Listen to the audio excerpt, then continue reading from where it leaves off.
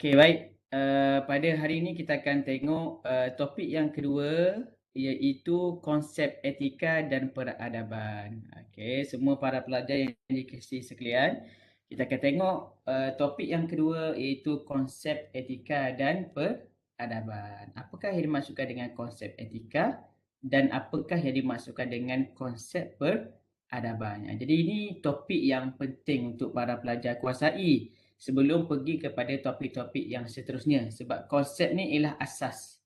Kalau orang tanya kepada kamu apakah yang dimaksudkan dengan konsep? Konsep ni ialah asas, basic kepada satu-satu perkara, foundation dia. Okey, foundation dia. Jadi kalau tak ada foundation, bagaimana kamu nak tengok dengan lebih mendalam, dengan lebih lanjut. Okey, ini objektif pada minggu ini, iaitu para pelajar memahami konsep etika dan peradaban serta perkembangan idea dan amalannya. Iaitu etika plus dengan peradaban, dibincangkan juga perkembangan idea dan juga amalannya. Jadi dua aspek ni kita akan tengok. Konsep etika yang pertama, yang kedua ialah konsep peradaban dan juga perkembangan idea dan pengamalannya. Pengamalan tu maksudnya practicality lah. Dari sudut practicality.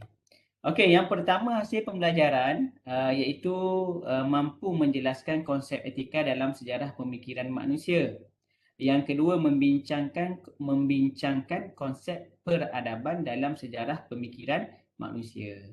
Sama sajalah tadi Okey, seterusnya ialah menelusuri pergerakan idea dan amalan etika dalam dan alam Melayu peradaban dunia. Okey, ni ialah satu wording yang panjang yang cuba tengok, baca 2-3 kali. Menelusuri pergerakan idea dan amalan etika dan alam Melayu peradaban dunia. Payah nak faham ni. Sebenarnya yang nak beritahu kat sini ialah menelusuri ni maksudnya kita overlook, kita tengok sekejap, kita pun tengok secara ringkas lah Kita tengok secara ringkas bagaimana pergerakan idea dan juga praktikal etika dan alam Melayu dalam dunia peradaban. Okey, yang pertama ialah menelusuri pergerakan idea dan amalan etika dan peradaban alam Melayu.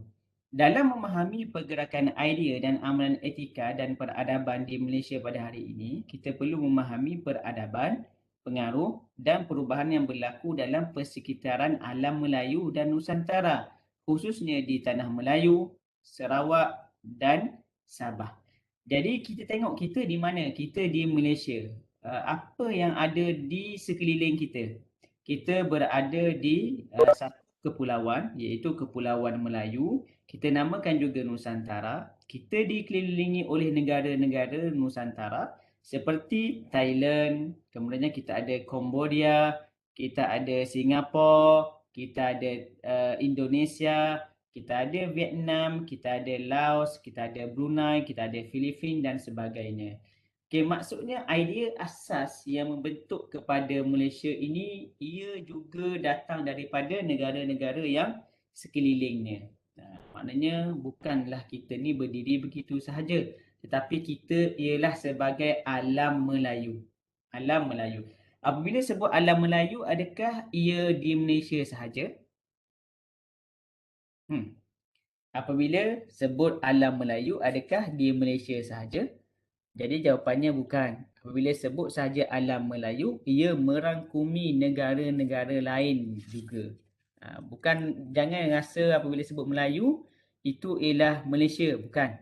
Okay. Alam Melayu ialah alam yang ada di Nusantara. Jadi konsep yang lebih besar. Okay. Sebab itu kalau tengok alam Melayu, ia merupakan kerajaan-kerajaan awal yang silih berganti dalam alam Melayu dan juga Nusantara. Maksud Nusantara ni ialah orang kata interstate. Maksudnya dia negara-negara yang lain. Tapi perkara yang sama sahaja dibincangkan. Okey. Cuba kita tengok tengok gambar peta di atas. Kan? Peta bagaimana Srivijaya, kemudian adanya pergi ke Langkar, pergi ke Champa. Okey. Semua tu ialah orang kata jalan-jalan perdagangan. Dan juga perdagangan tersebut membuat peralihan kuasa antara satu masa ke masa yang lain. Okey. Kerajaan-kerajaan Melayu Islam Nusantara, cuba tengok nota ataupun gambar yang warna hijau. Nampak tak? Gambar yang warna hijau. Cuba pelajar tengok gambar warna hijau tu. Diberitahu di situ kerajaan yang pertama ialah Kesultanan Melayu Patani. Ini yang pertama. Ini yang pertama. Kerajaan Melayu Islam yang pertama ialah Kesultanan Melayu Patani. Yang kedua Kesultanan Melayu Melaka. Tengok tahun dia tu 1402 sehingga 1511 Masihi. Yang ketiga ialah Kesultanan Melayu Aceh. Yang keempat Kesultanan Melayu Pagaruyung. Nombor 5 Kesultanan Melayu Siak. Nombor 6 Kesultanan Melayu Banten. Nombor 7 Kesultanan Melayu Mataram. Mataram di mana? Indonesia. Kesultanan Melayu Demak, Kesultanan Melayu Ternate, Kesultanan Melayu Brunei dan juga akhir sekali nombor 11 Kesultanan Melayu Sulu. Okey, baik ini ialah nama-nama kerajaan Melayu Islam Nusantara pada zaman dahulu. Jadi apabila para pelajar dah tahu bagaimana alam Melayu ini dia mempunyai kerajaan-kerajaan yang telah terbina sekian lama, maka barulah kita dapat spesifikkan bahawa perkembangan sejarah alam Melayu ini terbagi kepada 4 bahagian. Okey, cuba tengok semua. 4 bahagian. Yang pertama ialah zaman prasejarah. Yang kedua ialah zaman proto-sejarah. Yang ketiga zaman pensejarahan. Nombor 4 zaman sejarah moden. Okey. Zaman prasejarah ni zaman Paleolitik, zaman Mesolitik, zaman Neolitik, zaman logam, zaman besi, gangsa besi yang lamalah Zaman proto sejarah, kewujudan kerajaan purba dan juga kerajaan awal. Antaranya Langkasuka, Kedah Tua, Ganggar Negara. Yang ni sebelum Islam. Yang ini ialah sebelum Islam dan juga sebelum orang kata penjajahan. Okey, ni zaman proto sejarah. Ada Langkasuka, ada Kedah Tua, ada Ganggar Negara, Cih Tu, Lo Yuh Tan Tan. Adapun nombor 3, zaman pensejarahan, kewujudan kerajaan Kesultanan Melayu Melaka. Barulah ada Melayu Melaka. Bermula pembentukan masyarakat kepelbagaian berasaskan perdagangan. Orang pergi berdagang situ sini, kita pun bertukar orang kata budaya. Nombor 3 juga kedatangan kuasa penjajah. Ni berlakulah penjajahan. Okey, itu siapa dia? Antaranya ialah Portugis, Belanda dan juga British. Kemudiannya nombor 4, barulah zaman sejarah moden, iaitu selepas merdeka pada tahun 1957. Maka berlakulah perpaduan dan juga penyatuan dalam negara kita. Dan juga ke arah pembinaan negara bangsa Malaysia. Maknanya ni ialah sejarah-sejarah yang kita perlu tahulah. Okey, seterusnya. Cuba para pelajar tengok di hadapan gambar apa itu?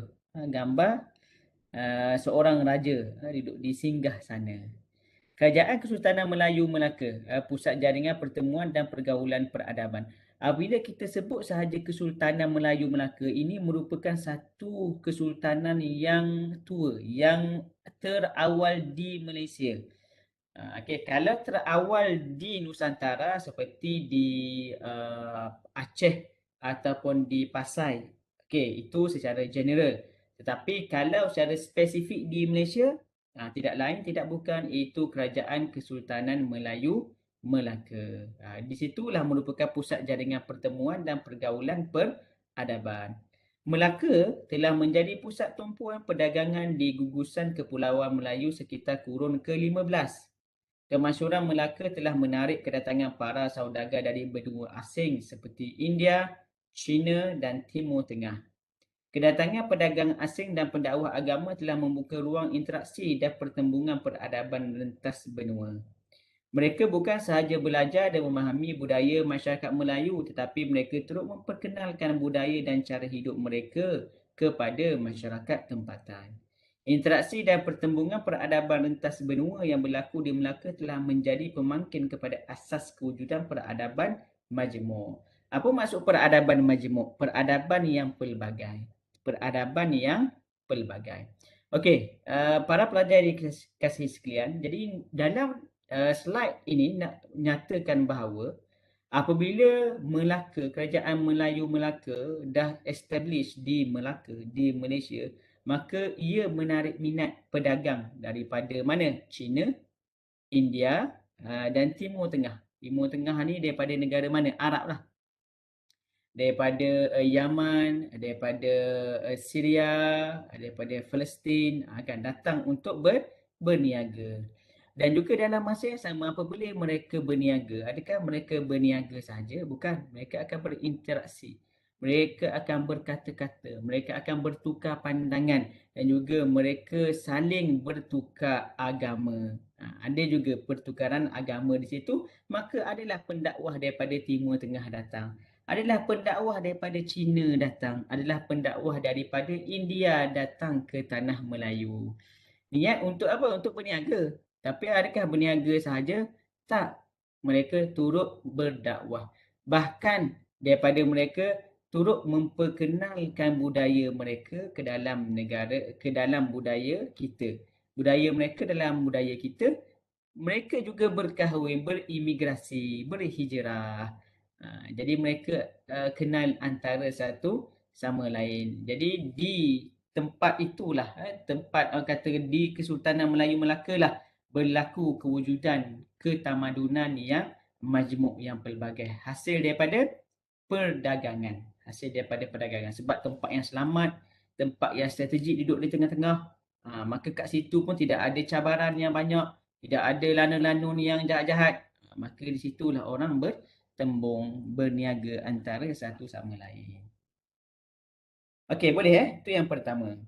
Yang seterusnya ialah menelusuri pergerakan idea dan amalan etika dan peradaban Asia. Yang tadi ialah alam Melayu. Ini Asia pula. Ini ialah Asia pula. Bila sebut saja Asia merupakan satu benua yang besar lah. Satu orang kata sempadan yang besar. Pengaruh peradaban dari luar peradaban alam Melayu juga perlu dikaji kerana tanah Melayu, Sarawak dan Sabah berada di laluan timur barat melalui Selat Melaka.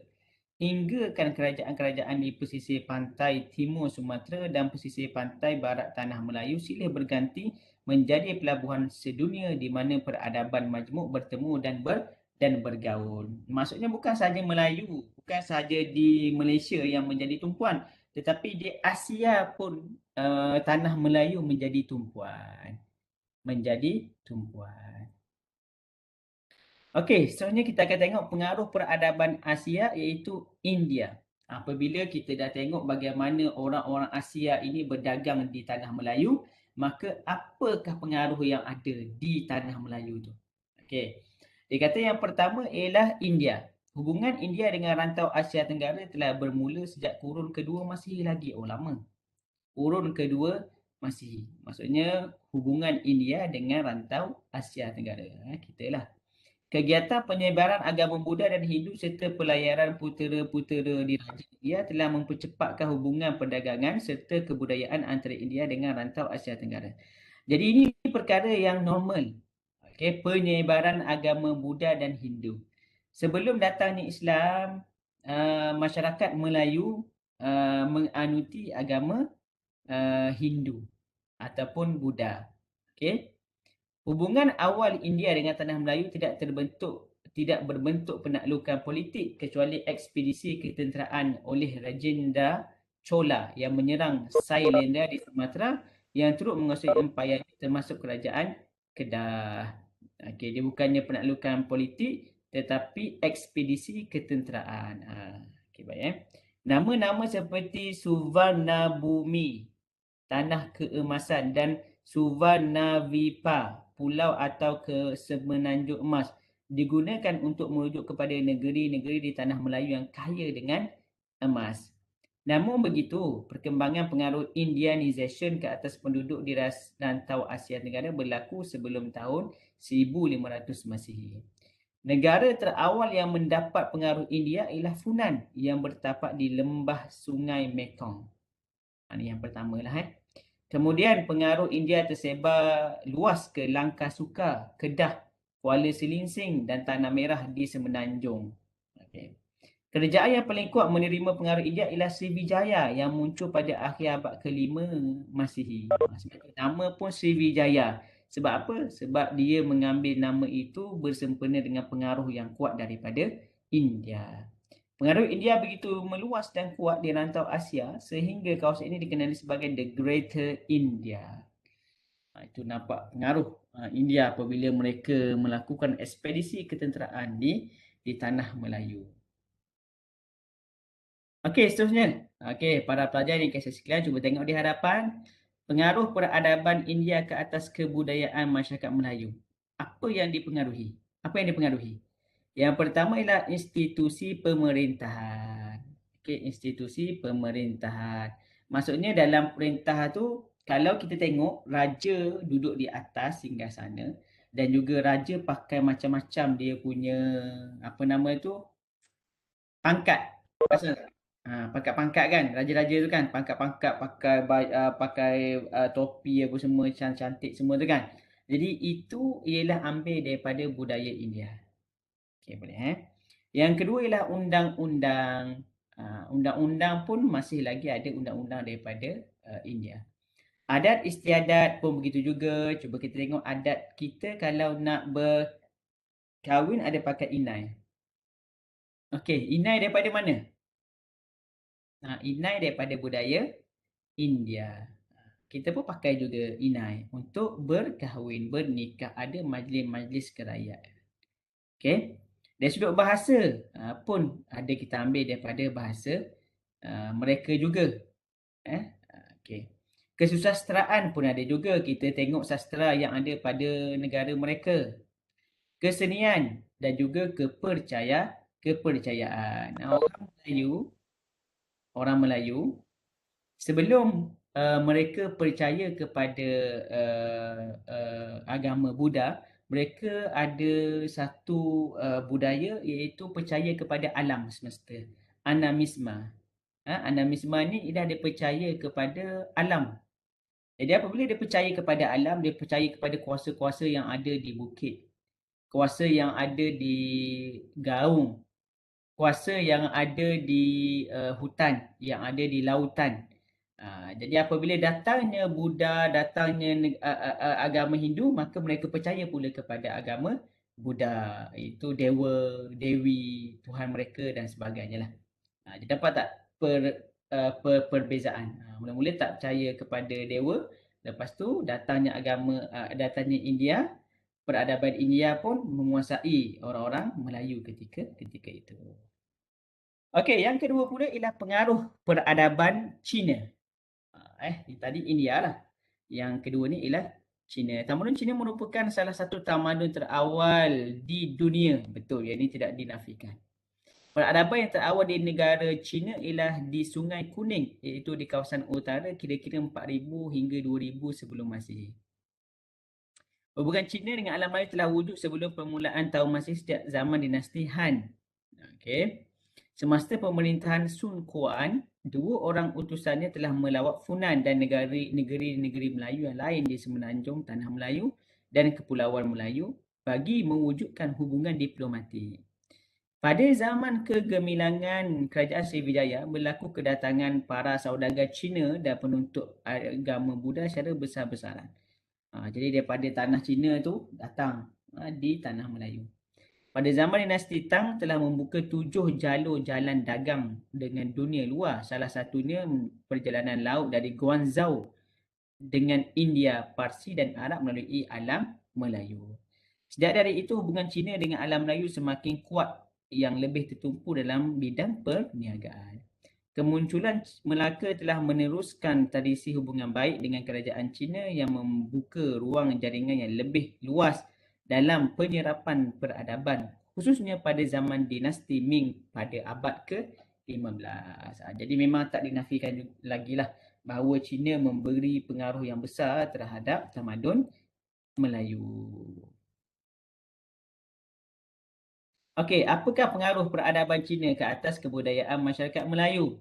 Yang pertama, serapan perkataan Cina ke dalam bahasa Melayu. Jadi ada perkataan Cina ke dalam bahasa Melayu yang kita ambil. Tak tahu apa contoh dia ni, tapi adalah. Kemudian wujudnya komuniti Baba dan Nyonya. Di mana ni? Baba Nyonya kat mana? Di Melaka. Pernah dengar Baba Nyonya? Ni ialah Melaka. Dia orang Cina tapi makan, pakaian apa semua tu dia ialah lebih kepada Melayu lah. Cina peranakan. Okey. Kemudiannya adat. Kemudiannya kekeluargaan. Kemudiannya makanan dan pakaian. Okey, seterusnya yang terakhir iaitu pengaruh peradaban Asia Timur Tengah.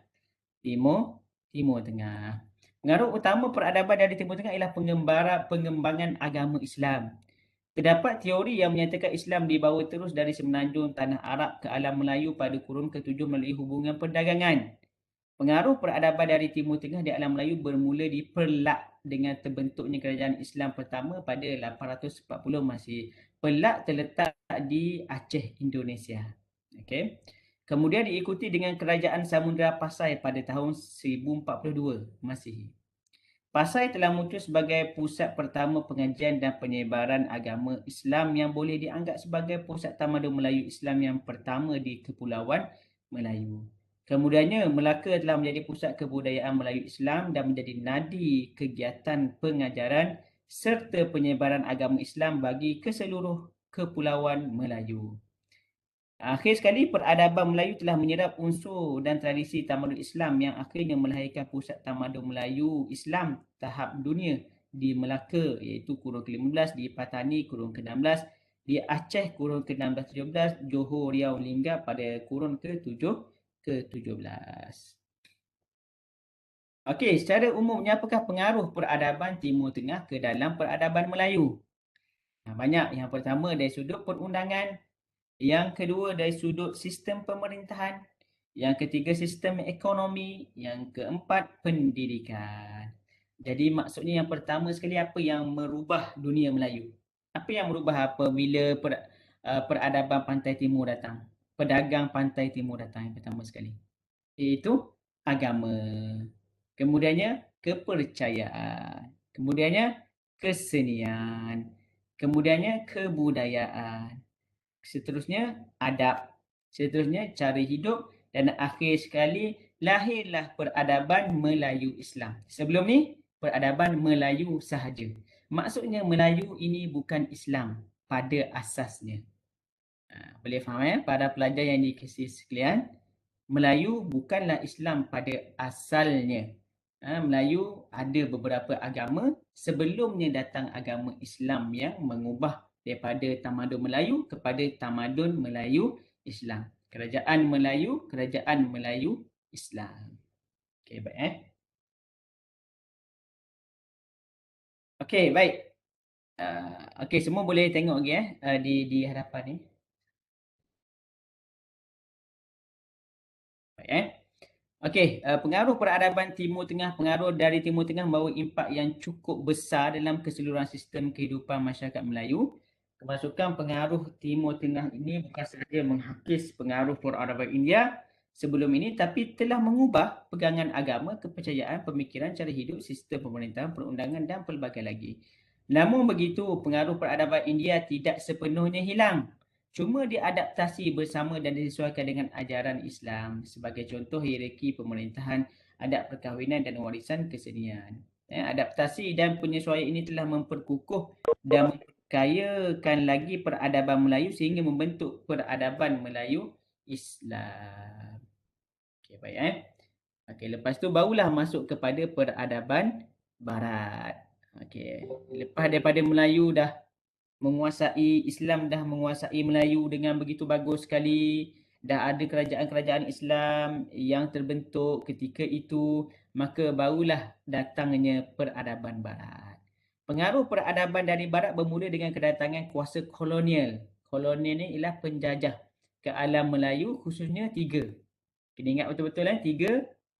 Yang pertama ialah Portugis 1511, Belanda 1641, British 1786.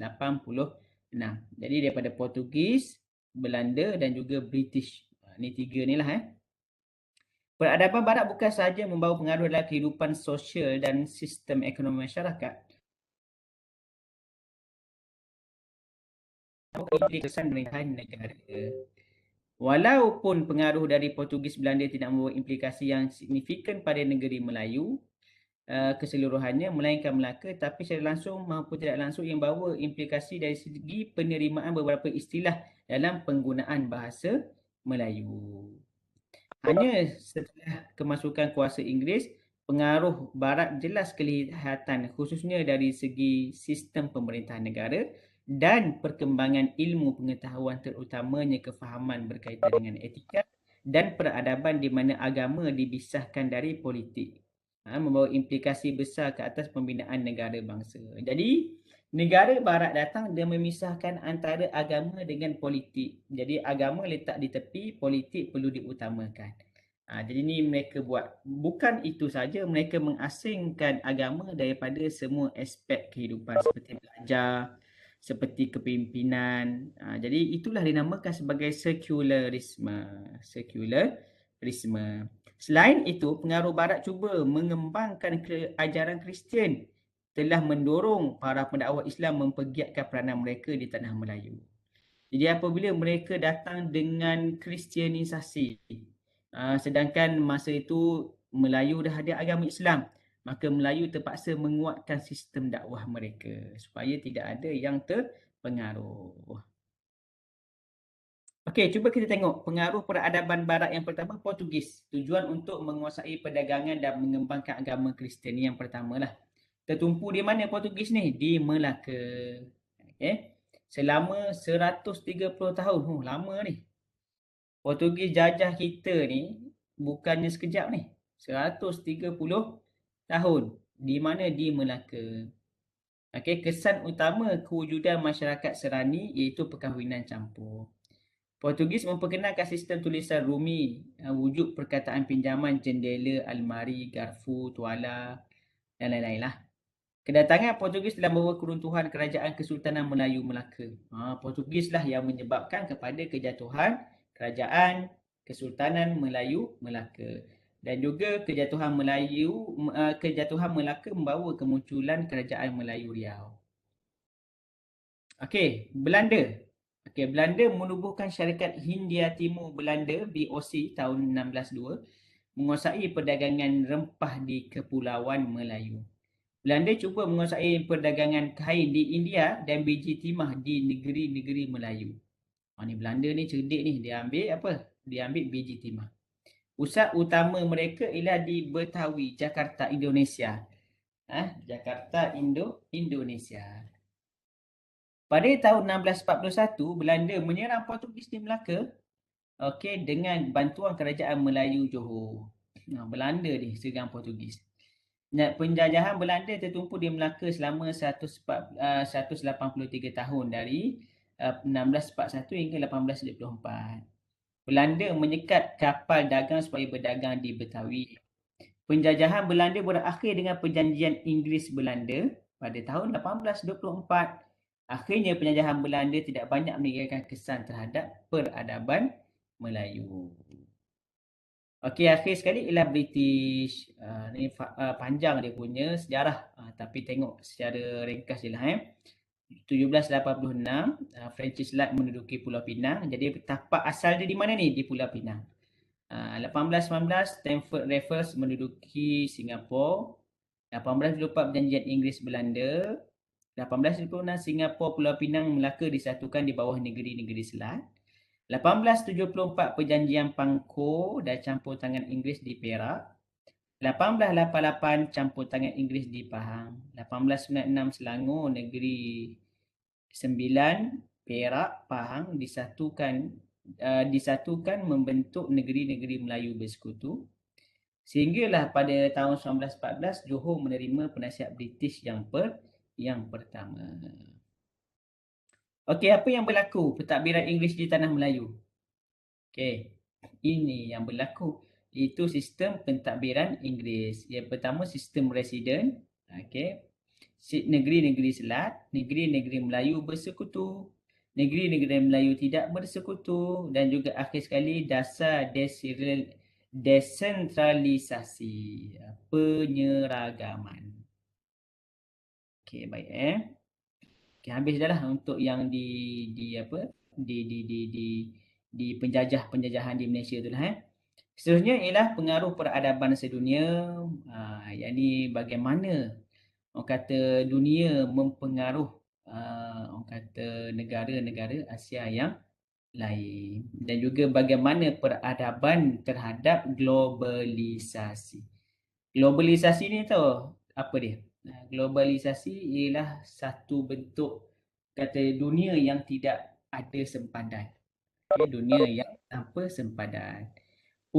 Era dunia tanpa sepadan telah memungkinkan berlaku interaksi dan jaringan peradaban merentasi benua dan sempadan negara, menerusi pemodenan dalam pelbagai bidang kehidupan, perkembangan teknologi maklumat, penggunaan media sosial yang berleluasa.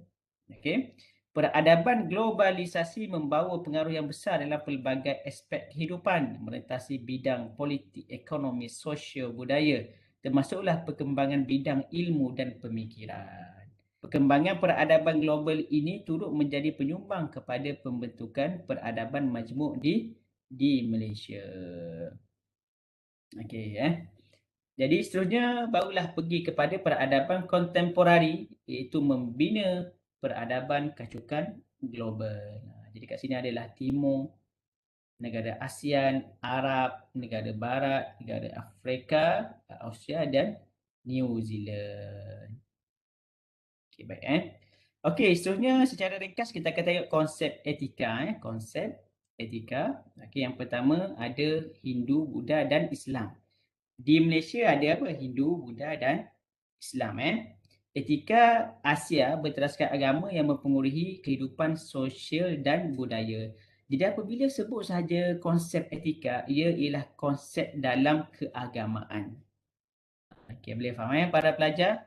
Sebut saja konsep etika, konsep yang mendasarinya ialah konsep agama. Sama ada agama Hindu, Buddha dan Islam. Begitu juga dengan agama-agama yang lain. Dan juga konsep etika yang kedua juga tidak dinafikan adanya kolonial dan juga pasca kolonial. Maknanya apa dia? Sebelum nak merdeka tu, pelbagai orang kata cabaran yang dihadapi dalam masyarakat Malaysia. Seterusnya ialah konsep peradaban. Dalam konsep peradaban ni barulah adanya kolonialisme dan juga pasca kolonialisme. Okey, yang pertama ada materialism, positivism dan individualism. Materialism ni maksudnya lebih kepada materialistik lah. Positivism ialah lebih kepada perkara yang nampak, perkara yang jelas di depan mata kita. Individualism ialah macam lebih kepada individu. Selfish lah. Boleh lebih kepada selfish. Jadi konsep peradaban pasca kolonial inilah yang orang kata melahirkan kerencaman sosial dan mengurus super diversity pada masa ini. Jadi kalau kita lihat pada konteks konsep yang ada ni tidak sihatlah. Konsep yang ada ni tidak sihat. Okey, sebagai kesimpulan para pelajar yang dikasihi sekalian, pertemuan dan pergaulan peradaban majmuk di alam Melayu telah membina etika dan peradaban Malaysia berteraskan nilai disulami dengan rasional, legal dan materialism sedunia. Okey, sekali lagi kesimpulan dia. Pertemuan dan pergaulan peradaban majmuk di alam Melayu. Okey, kita dah tengok tadi bagaimana alam Melayu dia dihimpuni, dia telah dimasuki, ditakluki, dijajahi oleh pelbagai negara. Akhirnya telah membina etika dan peradaban Malaysia berteraskan nilai disulami dengan rasional legal. Rasional ni maksudnya ialah rasional ialah secara waras, legal ialah secara undang-undang dan materialism sedunia. Materialism ialah kebendaan sedunia. Maksudnya negara Malaysia ni sangat unik sebab kita dah pernah dijajah, kita mempunyai jati diri sendiri dan juga dalam masa yang sama kita pun mempunyai globalisasi. Kita telah melalui proses globalisasi. Jadi kita telah matang dengan konsep kita sendiri. Okey, baik. Jadi itulah untuk topik yang kita belajar pada hari ini. Jadi konsep etika dan peradaban di alam Melayu.